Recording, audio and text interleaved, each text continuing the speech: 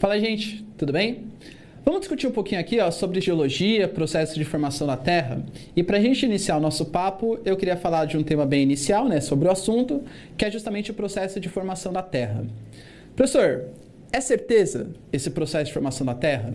Assim como vários pontos da ciência, claro, existem poucas certezas, mas existem várias hipóteses, várias teorias e até algumas leis. Nesse caso, a teoria mais aceita do processo de formação não só da Terra, como de formação do universo, é a teoria do Big Bang. Professor, o que seria esse Big Bang? O Big Bang seria todo ponto... toda a matéria e todo o tempo estava concentrado num único ponto. Aí, por algum motivo que a ciência não sabe explicar bem ao certo, esse ponto foi lá e explodiu. Dessa explosão extremamente quente, saíram vários materiais. Desses vários materiais saíram várias estrelas, etc. E um dos materiais acabou sendo a Terra. Presta atenção, 14 bilhões de anos, o início do universo com o Big Bang, e só depois de 10 bilhões de anos, aproximadamente, 9,4 aí, 4,6 bilhões de anos atrás, é que teremos a formação da Terra. A Terra, então, ela era extremamente quente. Ela era uma bola gigantesca de magma. Uma bola gigantesca de magma. E esse magma, ele estava ali vagando pelo universo. Só que a temperatura disso aqui é uma temperatura altíssima. Quando ela entra em contato com a temperatura do universo, que é uma temperatura menor, ela vai começar a se resfriar. E como que ela vai se resfriar? Eu sempre gosto de fazer associação com mingau. Professor, como assim mingau? Minha avó, ela sempre tomava muito cuidado comigo, ela sempre me mimou bastante, e ela falava que qualquer doença você curava com mingau e chá de boldo. E ela sempre dava mingau quando eu ficava doente. E aí, eu detesto mingau, mas para não fazer mal feita, desfeita para ela, eu fingia que ia comer o mingau e deixava o mingau de lado. Quando você deixa o mingau parado, o que acontece com o mingau? Ele forma uma espécie de casquinha durinha por cima. E embaixo ficava aquela coisa quente ali que é o mingau, tá bom? O caso da Terra é mais ou menos a mesma coisa. Imagina que essa bola gigante de magma é o mingau, todo quente ali, e ele começou a se resfriar. Qual parte vai se resfriar? A parte mais superficial. E essa parte mais superficial que se resfriou, que é esse magma resfriado, vai dar origem ao que a gente vai chamar de crosta. A crosta, então, é formada de rocha. Professor, o que é uma rocha? Uma rocha nada mais é do que um magma resfriado. Antes que vocês se perguntem aí, isso pode gerar algumas dúvidas também. Professor, mas não tem outros tipos de rocha, sedimentar, metamórfica e tal? Sim, existem. Mas todas as rochas, inicialmente, elas vieram de um magma resfriado, dessa crosta. Tudo bem? Essa parte do meio, que ficou o material pastoso, é o que a gente vai chamar de manto, que é onde fica o magma. E bem aqui no centro, a gente vai ter uma parte sólida, que vai ser o núcleo. Esse núcleo, ele também recebe o apelido de NiF. Professor, por que NiF? Níquel e ferro. Níquel e ferro, que são os materiais que constituem o núcleo terrestre, ok? Então, a gente vai ter, a crosta, que é a camada rochosa, o manto, que é o magma, e o núcleo, que é essa parte interior. O núcleo é sólido. Só, mas como que ele é sólido? A temperatura aí não é mais alta? É. Só que duas coisas podem causar mudanças no estado físico, que é a temperatura ou a pressão. No núcleo, por mais que a temperatura seja muito, muito grande, a pressão também é muito, muito grande. Então, esse material está muito comprimido, isso faz com que ele fique sólido. Tudo bem? Essas três camadas. Dá pra gente tentar classificar, galera, também, segundo uma outra divisão, a camada rochosa do nosso planeta, a gente costuma chamar de litosfera.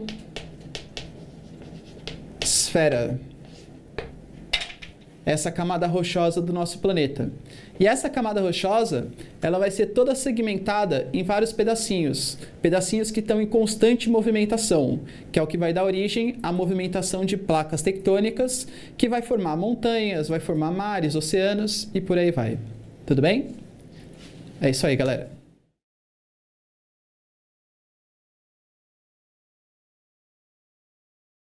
Fala, gente, tudo bem?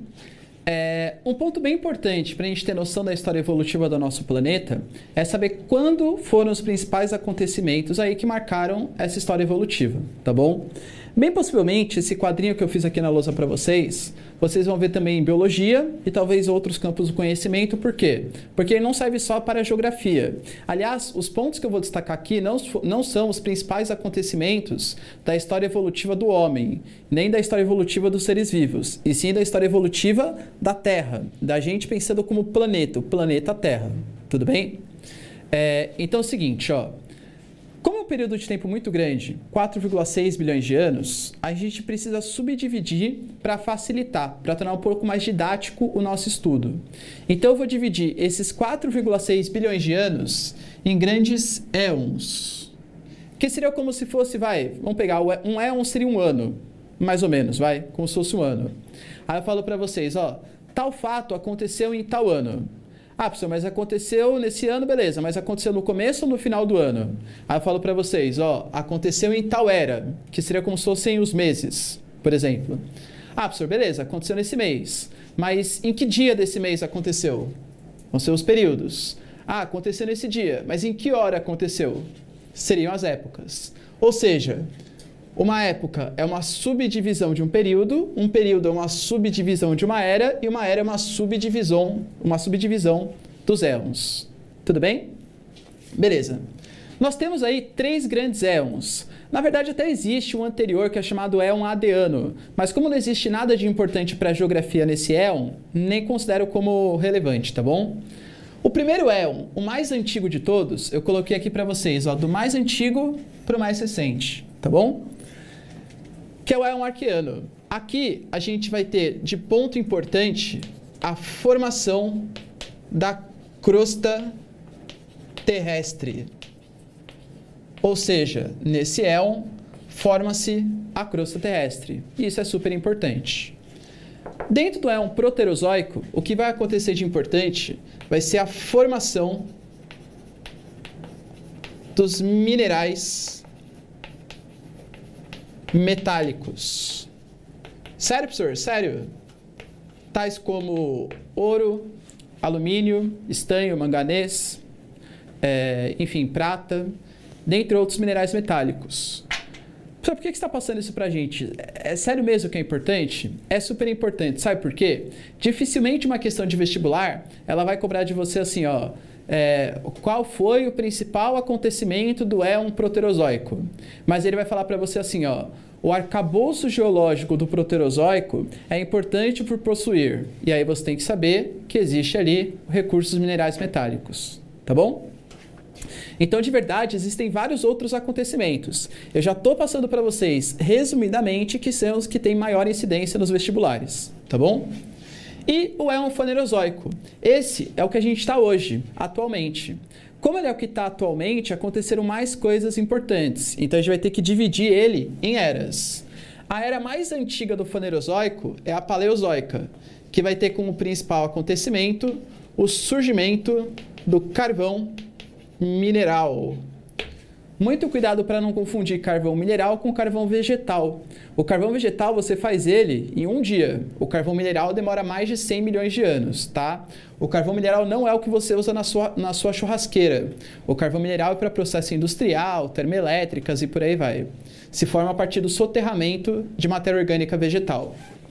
Na era mesozoica, 2 acontecimentos se mostram mais relevantes. O surgimento do petróleo e gás natural e também a separação da chamada Pangeia ou Pangeia, como vocês queiram aí, tá? Pode escrever das duas maneiras. Professor, o que seria isso? Petróleo e gás natural são 2 combustíveis fósseis, tudo bem? Se formaram na era mesozoica, eles são mais recentes que o carvão mineral. E a Pangeia ou Pangeia seria um supercontinente. Bem antigamente, todos os continentes estavam unidos num só, chamado de Pangeia. E aí, pelo movimento de placas tectônicas, eles começaram a se separar. Primeiro em Gondwana e Laurásia, Laurásio, que hoje é hemisfério norte, Gondwana, que hoje é hemisfério sul, até a configuração atual. A Era Cenozoica é a mais recente de todas. E aí, a gente vai dividir em período terciário e quaternário. No período terciário, o que vai acontecer de relevante são a formação dos chamados dobramentos modernos. Então, por exemplo, é bem comum a gente aparecer em prova que os Alpes são dobramentos terciários, que os Andes são dobramentos terciários, tá bom? E no período quaternário, aqui a gente vai ter o surgimento do homem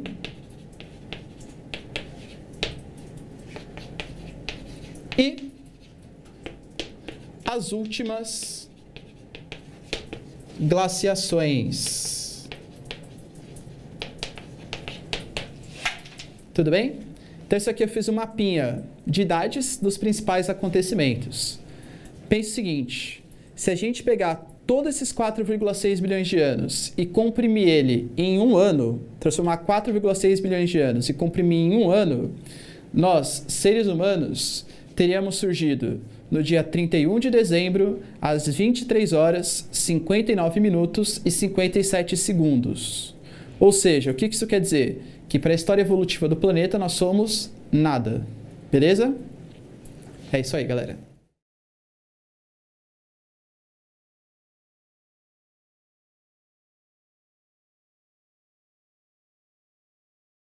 Fala aí, gente, tudo bem? Vamos falar um pouquinho agora sobre um assunto bem importante, que é a tectônica de placas e a deriva continental. Muito cuidado com essas duas definições. São coisas diferentes, porém que podem acabar causando algum tipo de confusão. Tectônica de placas. A gente sabe que toda a nossa crosta, toda a nossa camada rochosa, a nossa litosfera, aliás, ela vai ser toda segmentada em vários pedacinhos, chamados de litosfera, chamados de placas tectônicas. Essas placas tectônicas, elas ficam sobre o magma, sobre a camada mais superficial do magma, que é chamado de astenosfera. E daí? E daí que essa placa tectônica, ela está em constante movimentação. E essa movimentação de placas tectônicas é o que a gente vai chamar de tectônica de placas. Essa tectônica de placas, essa movimentação de placas tectônicas, vai movimentar o que tiver acima delas, com toda certeza. Se for um oceano, se for um continente, por exemplo. E isso vai causar a separação dos continentes, ou a junção dos continentes. Depende do sentido de movimento dessa placa. E essa separação de continentes é o que a gente chama de deriva continental. Primeiro, supôs-se a teoria da deriva continental. Fala assim, nossa, olha, parece que todos os continentes, eles se encaixam, né? Parece que o litoral da África se encaixa com o litoral brasileiro. Os fósseis que tem no litoral da África tem também no litoral brasileiro. Aí só depois a gente foi descobrir que, na verdade, o que está acontecendo é que as placas tectônicas lá das profundezas é que estão se movimentando e, consequentemente, separando o Brasil da África. Tudo bem? Por que isso acontece? Fiz para vocês aqui um desenho esquemático do planeta Terra. Imagina que a gente tinha uma Terra aqui, eu fiz um zéu, cortei e cortei aqui também. Ou seja, eu estou vendo a Terra por dentro. Aqui o núcleo, aqui o manto e aqui a litosfera, toda segmentada em várias placas tectônicas. Nesse manto, a gente vai ter o magma. E o magma, ele faz um movimento bem importante. O magma, ele realiza um movimento de convecção. Professor, o que é esse movimento de convecção? O magma que está mais próximo do núcleo, ele está mais quente. Quando o material esquenta, ele sobe. O que está mais distante do núcleo está mais frio. Ele esfria, desce. Esquenta, sobe, esfria, desce. Esquenta, sobe, esfria, desce. Todo material fluido, gases, líquidos, que tem esse gradiente, essa diferença de temperatura, eles realizam convecção. E aí o que vai acontecer? Vai acontecer mais ou menos o seguinte. Imaginem vocês que isso aqui é uma placa tectônica. Beleza.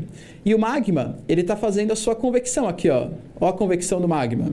Nesse caso, o magma fazendo a convecção nesse sentido, está empurrando a placa tectônica para cá. Talvez se o magma fizesse a convecção nesse sentido, a placa tectônica seria empurrada para o outro lado. Estão entendendo? Ou seja, o que dá movimentação às placas tectônicas é a convecção do magma. Ok. E essas placas tectônicas, então, elas se movimentam de acordo com o magma e elas podem, entre elas, ter 3 tipos de encontro. O encontro convergente. O que seria um encontro convergente, professor? Encontro convergente é quando há um choque de placas. Como assim, professor? Uma placa tende a encontrar com a outra. Esse tipo de movimento é o que mais gera consequências. Vai gerar como consequência a formação de montanhas, vai ter como consequência a formação de vulcões, vai ter como consequência a formação de abalos sísmicos. Então, se a gente for olhar, por exemplo, no mundo, onde existe movimento convergente de placas, dá para citar o Chile, o Japão, Peru, Equador, o sul da Europa, a Itália, por exemplo, é bastante assolada por dobramentos modernos, por montanhas, por vulcões, tá bom? Movimento divergente é quando há uma separação de placas. E quando há essa separação de placas, a principal consequência seria o vulcanismo. O vulcanismo, que nada mais é do que a saída do magma do interior do planeta para a superfície, tá bom? Separa a placa tectônica, sai magma, esse magma se resfria e faz como se fosse uma espécie de remendo, porque esse magma resfriado forma nova placa tectônica. Então separa, sai magma, fecha, separa, sai magma, fecha, separa, sai magma, fecha, ok? E, por fim, o último, né? O movimento transformante, deslizante ou conservativo, que não é nem o choque nem a separação. É como se fosse um atrito. Atrito entre placas. Uma placa, ela vai para o norte, a outra vai para o sul, fazendo mais ou menos isso aqui. Isso aqui vai ser responsável pela formação de falhas ou rifts, sendo que o mais famoso é a falha de San Andreas, lá nos Estados Unidos. Para quem tem curiosidade, dá uma pesquisada aí, ó, no Google Imagens, coloca aí, falha de San Andreas, visão aérea. Vocês vão ver que nítido, que bonito que é. Vocês conseguem ver direitinho a separação entre placas tectônicas. Está exatamente onde está o limite de placas tectônicas. Uma das belas imagens aí da natureza. Tudo bem? É isso aí, galera.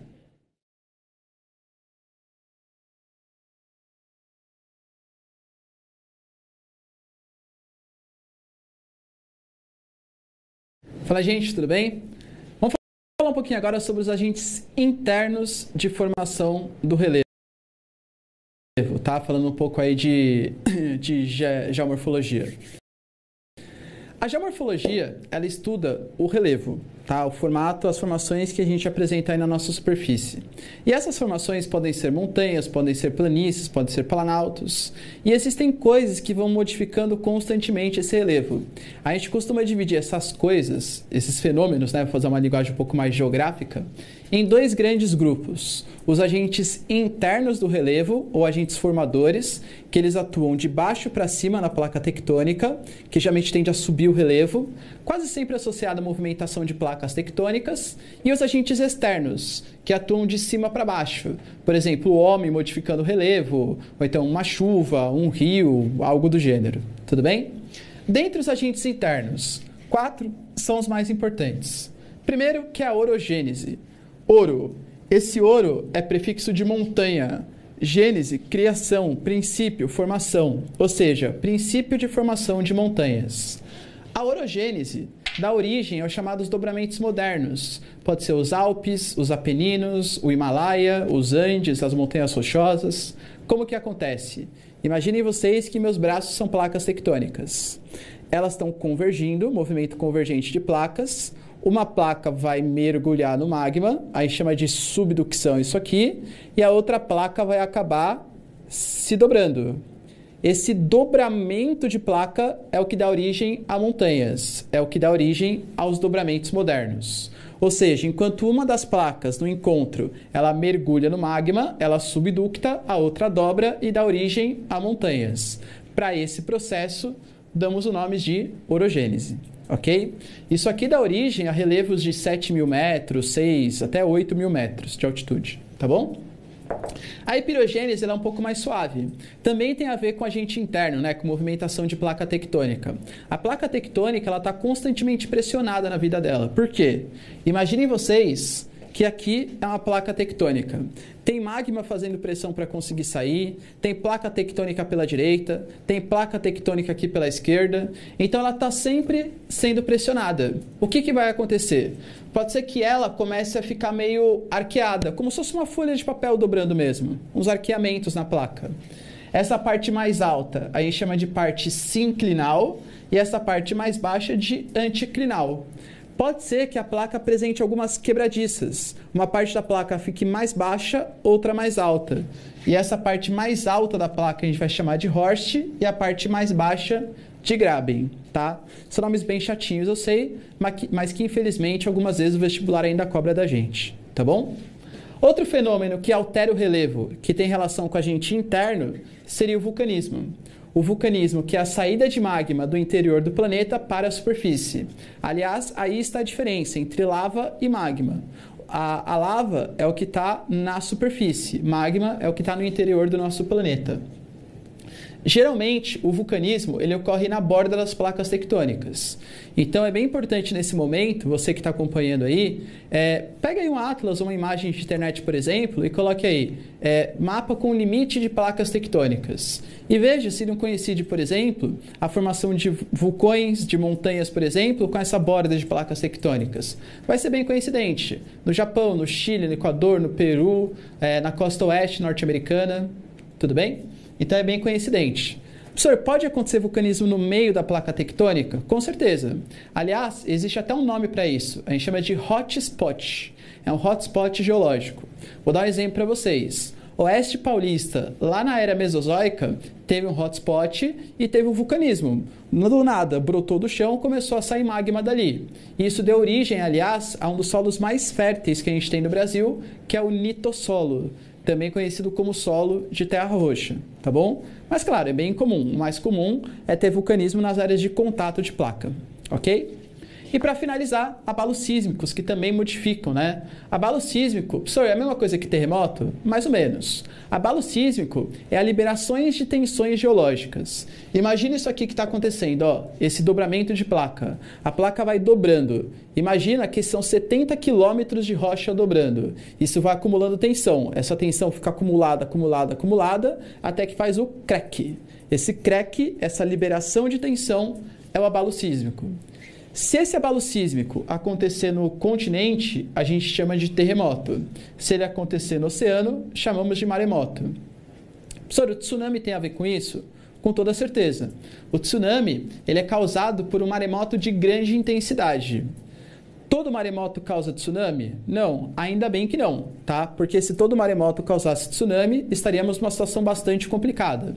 Somente maremoto de altíssima intensidade pode causar tsunami, tá bom? Outros dois conceitos que são bem importantes para vocês sobre abalos sísmicos é epicentro e hipocentro. Quando ocorre um abalo sísmico, existe um real motivo do abalo sísmico, que está bem ali no meio da placa tectônica, que é a rachadura na placa tectônica, que é o ponto que vai liberar a tensão. Esse ponto que está liberando a tensão, a gente vai chamar de hipocentro. É o hipocentro do abalo sísmico. Já o ponto na superfície que sente o abalo sísmico com maior intensidade é o epicentro. Hipocentro é no meio da placa, epicentro é lá na superfície. Lembrando que epicentro nem sempre causa as mesmas consequências, né? Na escala Richter, por exemplo, se a gente falar a escala Richter do terremoto que aconteceu no Japão e que aconteceu no Haiti foram bem parecidos, mas os desastres foram bem diferentes. Por quê? Porque a tecnologia, o preparo que cada país tinha era bastante diferente. Tudo bem? É isso aí.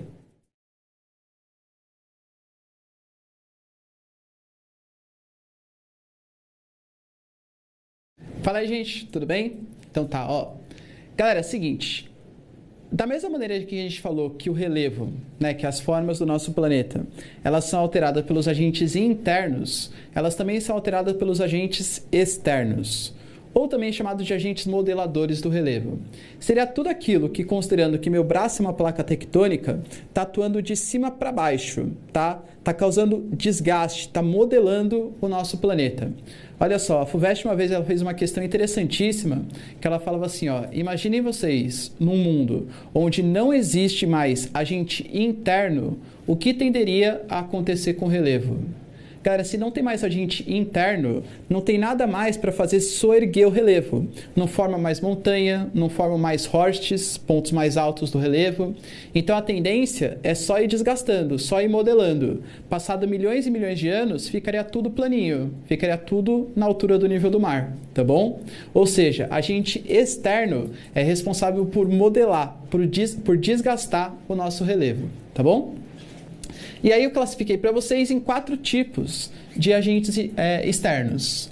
Intemperismo físico, o químico, o biológico e a própria erosão.